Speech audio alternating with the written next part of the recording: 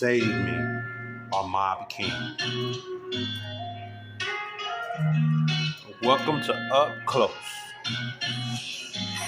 They asked me what I'm drinking in my car. I said I'm drinking when I feel. And lately I've been drowning in my thoughts. Feel like the pain can't heal. It's sometimes I like talking, I can't hear no more. And when I hear that knock, I think it's all some demons at the door. Asking God to save me, save. Cause it's feeling like I'm close to the grave. And lately I ain't been myself. I feel like I'm crying out for help. And I know my cry too big. 2021, fucked around and had a kid.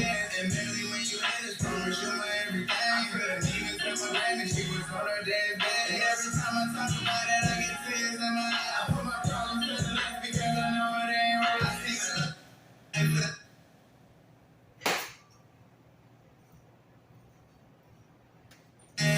can't let time back.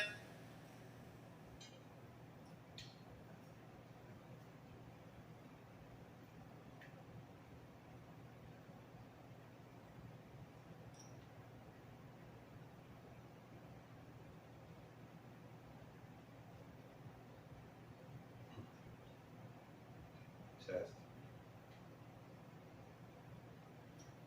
Welcome to Up Close with M.O.B King. Mi casa, tu casa. Mi casa, tu casa. As you may say in Spanish. But straight up, in other words, my house is your house. This is how I'm living. We're doing a pretty much broad topic and also a view into who I am as an individual. You feel me? So stay tuned. And the song that you heard was Save Me by me. But like I said, we're going to be talking about a lot of different topics. And I want y'all to enter into my world, man, an underdog. The person who was counted out, talked about, said it'll never be nothing. I want y'all to enter into my world and my life.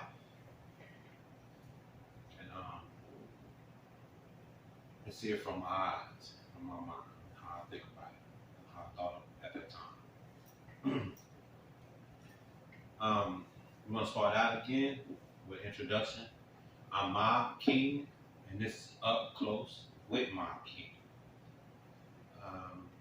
I grew up in the hood. It was a pretty good, time at the beginning. My mom was extra strict.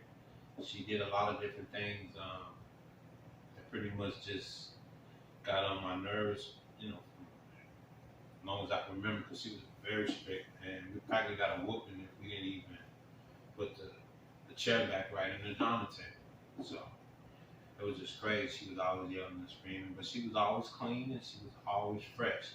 So she, that's why I get my style from, because she made sure that we was always like a rag doll, something to show off. She dressed us up like dolls, and we was the flyest kids in the hood. And even though we lived in the hood, we didn't have much, but we had the best of the hood stuff. When you came to our house, we had Renaissance stuff. But it was live. When you go to other kids' house, you'll see all the stuff that was going on with them. Their mother was not handling their business like mine. And I can't say she was just the best of the best, because it wasn't like she had a job and she was making a lot of money. She did get Social Security, so that was a blessing in that aspect. But like I said, I grew up in the hood, and all I seen was drugs and drug dealers. My dream was to be an artist, man. I used to go and perform, Michael Jackson songs, man, when I was young, because I looked up to Mike. I knew all his routines. I even had the glove. My mama whooped my butt one time because I took some socks and and put her polish. She had this like glittery polish that she put on her fingernails, and I just poured it all over my socks, thinking I could create So Michael Jackson socks, man, those glittery socks and diamond socks that he had, that was crazy. I did the glove though. I made that glove. I guess I was always creative, man. As long as I can remember, I was always creative. So that's a blessing. Again, like I said, I grew up in the hood. Everything was pretty good, other than my mom being strict. And I guess you could say abusive, but what black mother really ain't abusive in the hood? Cause she got to be strict on her children, especially if she's a single mother trying to raise a boy. At least that's what her mom. But anyway, she was a little bit more than that. We'll go in detail on that later. But then when the drugs came into the city, man, you know, it just became a big thing. My uncle was the biggest drug dealer. You know, my auntie and all of them, they always hustlers and doing their thing, man. And that's all I started seeing then. It didn't take away from my ideas of wanting to be an artist, man. I still wanted to do music. I still felt like I was going to be the next Mike or somebody. But it just made me feel like, man, I got to do something now. Especially when I found out, my mom was on crack, man. But I didn't find out that until a little bit later. But I used to sneak out the house. You know what I'm saying? I used to sneak out the house. I was probably about 10, 11 years old. And I already knew my uncle routes, you know what I'm saying? He really wasn't my blood uncle, you know what I'm saying? But he was with my aunt one time since I was little, and that's all I remember as being my uncle. So I would call my uncle's name was Darryl Ewins, man. You know what I'm saying? Everybody know, man. He was a nigga who ran the whole hood. I would sneak out the house, and, you know what I'm saying, then go meet up with him. Hey, nigga, what you doing out here? And, you know what I'm saying? I'd be riding with him while he make his pickups. You know what I'm saying? Things like that. I remember one instance, man, we pull up to one of, his houses, his townhouse, man, and we go in there. He got this fine senorita there, you know what I'm saying? He was a big capper. He always capped jury, 3, 4 different pages. I don't know why I need how many pages, but they be always going off though. He just like to show out, you know what I'm saying? We go over there, you know what I'm saying? We in Lincoln, so we go over there in Lincoln, show me around, like, look this at. Pick up the bed and all that money up on the bed. And I was like, well, so he grabbed the keys and he grabbed something else and we jumped in the Stingray. Now we burn off in the Stingray. Woo, and we go up to the hood and make some drop off. And one time we was ready to hit the hood in the north side, man. We seen the laws over there. You know what I'm saying? So we rode off on that side and we went to the other opposite side where they couldn't pass because they put these blockades in the middle so people couldn't go from one side to the other. So, when the law seen this nigga took off, we burned out. That Stingray was so quick, man. We got away, and then we made the block and came on the opposite side.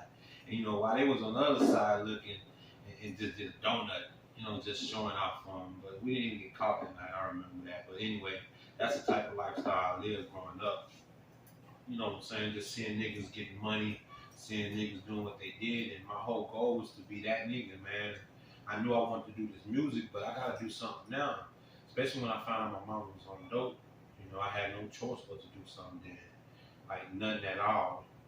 So I got up, man, and decided to just get on my grind. I told my uncle, I said, man, give me something, man, front me something, man. He like, man, your mama killed me. I'm like, man, you already know she on that dope too, man. So don't even play with me, you know what I'm saying? I'm cool. So, I ain't talking like that, you know what I'm saying? But that's how I'm kind of translating right now, my thoughts. So the nigga ended up giving me the dope, man. And I remember, man, my nigga Ro. Ro probably can't even remember this shit. I guess I got a memory like an elephant, man. I remember everything. I can remember shit when I was young. I don't know, I just remember. I remember me and Ro went up to the third floor right by my house, man, and we cut it up. Because my uncle, he had them big dimes, man.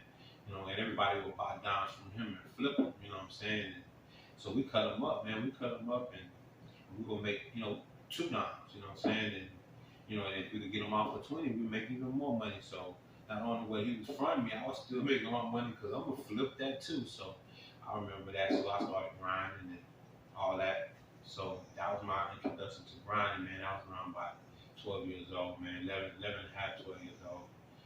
I was already practically grown at that time. My mind state was on a whole different level. It was just crazy, man. I was always kind of advanced, man. I remember 5 years old. It was this white dude come to the hood. He used to pick up niggas and and stuff. You know, because it's really all I seen was black folks. You know, white man and white lady. The white lady never really come around too much. The white nigga be the one to pick up the kids and then take us over there with a good neighborhood. And he give us a script. We have to learn that script, and we'll walk on one person be on one side of the street, you be on the other side of the street. We have a whole box of candy, and you know what I'm saying. We sell the candy, and pretty much we were getting like half. You know what I'm saying. I guess it wasn't a bad deal. Um, no, I think it was a little less than half, but anyway. For me, I'm always on point because I already know I want my money. Most niggas in the hood, you know, niggas always jacking. So niggas will burn off. They'll get the money and they'll jump on the bus and the nigga won't see them no more. But they never get to be able to work again though. Me, I always like, man, why would I mess up my opportunity to get some money, man? I need to, if I'm gonna get some of that extra money, I need to be smart about it. So I was so on point then, man. I would make up some shit like I had to burn off and leave the candy. I had already sold the candy and shit. I probably sold 2 boxes of candies and shit. You know what I'm saying? I had to burn off and left the money or all kinds of stuff I would create, man. And the nigga couldn't really prove it for a fact. So he'd give me some more. Some more. A whole nother box. And, you know, still let me work and I got the money and everything still. So like, but you know, that just shows you how manipulative I was when I was young. It's just advanced. And the devil was taking that, you know, that what God gave me as a talent to be smart and creative and use it for negative and evil purposes. And that's what I was doing. And I walked that path a long time, you know what I'm saying, walking like that. But anyway, like I said, that's my life when I was younger. So you know, so a nigga out there grinding now. I'm seeing a little money, and I see my mama. She smoking, man, and she disappeared with her money, and then she be all waking me up, and you know, trying to get a nigga for my stuff, and I be like, hold up, check this out. If you gonna smoke, might as well take your money that you getting every month and give it to me, and I put it with what I'm. See, that's what people don't understand. I look at it now, man. How can a little 11, 12-year-old think like that, man? Like, I remember picking cans up and everything when I was young, stacking money up. And then, like I said, I even convinced my money hungry. And I'm going to say this on camera, Bob. Forgive me, and Mama, forgive me. I'm not being disrespectful. But anybody know the truth, we're going to speak the truth. You know, she was money hungry, man. Most people in the hood, that's all they know is about give me, give me, give me. Give me from the government. Give me from anybody they could get it from. So that's the kind of environment it is. It is what it is. Just pay attention, man. Like every female in that mind state is all about how they can get over to the next nigga. Now they pushing that in the music, telling you like, get that nigga. If he ain't got no money, he ain't nothing. So now they're trying to produce the ghetto mentality to the world. I ain't say trying to, they have, because everybody bending over and doing all that other stuff. But anyway, but like I said, man, I convinced her to give me her money. You know what I'm saying? So now I'm flipping. You know what I'm saying? Really, truth, she just smoked up her money. But, you know, me, I'm being considerate because I'm